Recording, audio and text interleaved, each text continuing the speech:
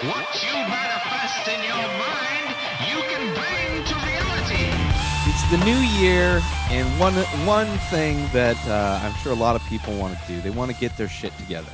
And there's a lot of ways you can get your shit together, one of which is just kind of clean up your surroundings, to tidy up. And I was kind of feeling depressed. Kind of the beginning of this year started out pretty rough. Uh, so, looking for something on Netflix to just kind of take my mind off of things. And there's this show pops up, Tidying Up with Marie Kondo. And let's check this out, right? Let's just see what this is about. I could always use some tips to kind of just, I'm always looking to minimize and make sure things are organized and stay clean. I'm not a very clean person, so it's very difficult for me to keep up with that.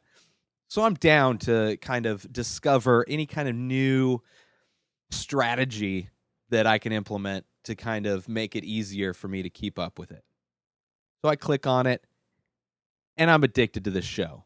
I binged the entire season. I don't know how many episodes there are. Each episode, I think it's like 40 minutes. There may be 8 episodes total. And yeah, binged the whole series. And hosted by Marie Kondo, who is a writer, who's an acclaimed writer. She wrote the book Life-Changing Magic of Tidying Up, among other books, which teaches you how to stay organized and declutter. But it's hosted by her.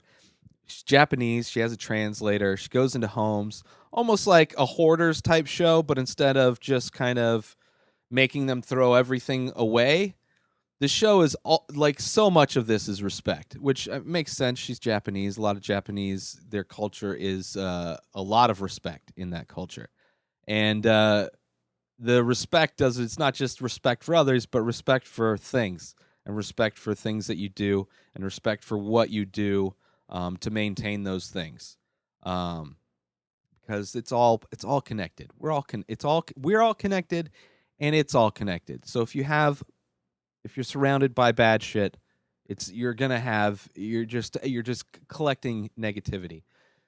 So it starts with her going in. She meets everybody. She kind of takes a look around. She loves mess. She gets excited to see messes because it gives her an opportunity to go in and change it and to fix it. She loves, I'm sure, just like a doctor on some level enjoys seeing a sick person. Like, I'm going to take you from ill to well, hopefully. I mean, some doctors do, some doctors don't. Medicine maybe not the right thing. If you're let's say you're a mechanic and you love cars, maybe seeing a hunk of junk in a garage that's just totally pieced out and gutted out, like seeing that project gets you excited because you love to build cars. That's kind of the excitement she has.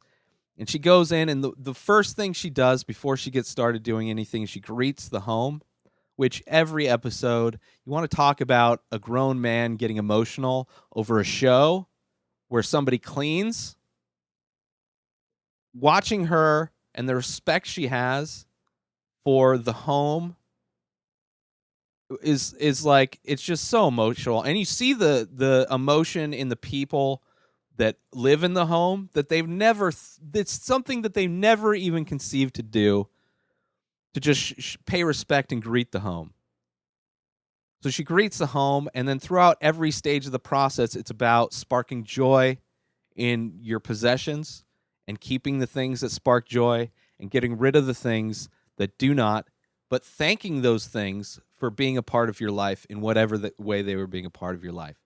And it's like, for me, I mean, the reason why it's been a tough years, the very first day of 2019, I was told that I may not be living where I'm living, which isn't, I'm living in a garage. Thankfully, I have a garage to live in, a roof over my head in some sort. My friend's house, very gracious of them.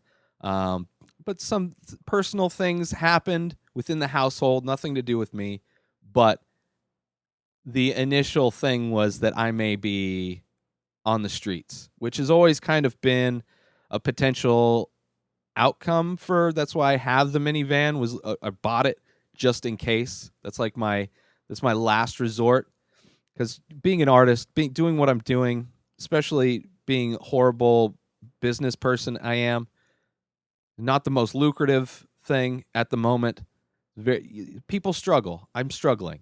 And to kind of have a situation where I might lose the little amount of things that I have just showed me in so many ways just to be thankful.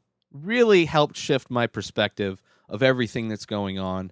It's not anybody's fault.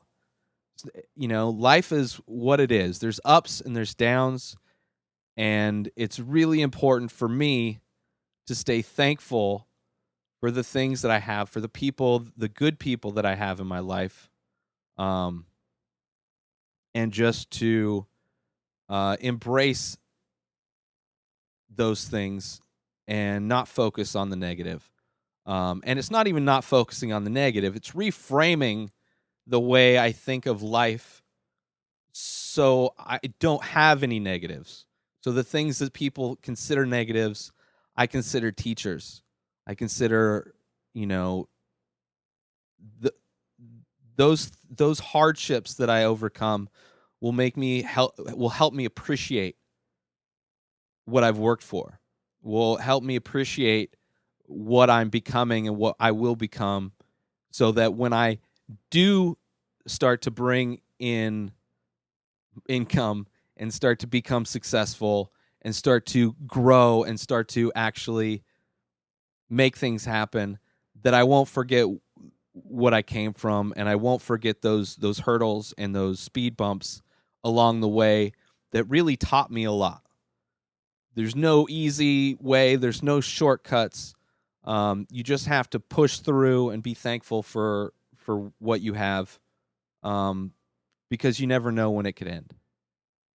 So I do very much appreciate this show in so many ways. But it's great if New Year, if you are looking to organize your home, it's amazing how easily it happens. It's very when she first goes in, she starts with your clothing. She kind of breaks everything up. She starts with your clothing and just pile all your clothing up on the bed to see, just so you can get a visual of all the shit that you have. And then you go through that piece by piece and you see, does this piece of clothing spark joy? Do I love this shirt? Do I love these pair of pants? Or am I holding on to it because of some other reason? Do I not even remember how I got this piece? It's a way for you to redefine what's important to you in those moments and refocus and pay attention to those things. So moving forward, you don't fall into that trap of just collecting to collect and getting things to get things, and to just completely bury yourself in something that you think is going to lead you to happiness when it doesn't. I don't know. This show is amazing, and it's just a show about cleaning up. Seriously made me cry. I just thinking about it, getting emotional, just thinking about her greeting the house. We all need to we all need to respect the work we do. We all need to respect everything so much more and be thankful for everything so much more. But respect is so lost in our culture right now, and it was just a breath of fresh air. And she's just amazing. I love this. I love the show so much, and she's amazing. And go watch it on Netflix. I don't know. Do it. New episodes of this show come out every day. Subscribe everywhere podcasts are found. Binge the full week over at patreon.com/inspireddisorder when you become a member. A bunch of other benefits come with that membership. Inspireddisorder.com is where you can find all of my work, artwork, over 600 paintings that I have ultimate respect for, my work and the process of my work. Inspireddisorder.com for that. At Ray Taylor for me on all social media. Have a great day, everybody. Peace out!